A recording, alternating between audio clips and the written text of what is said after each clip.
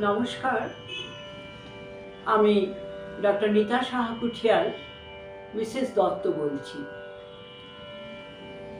গত কয়েক সপ্তাহ ধরে উত্তর ভারতীয় রাগরাগিণী সম্পর্কে আমার যে আলোচনা প্রচারিত হচ্ছে সে সম্পর্কে অনেকে আমাকে শুভেচ্ছা বার্তা জানিয়েছেন।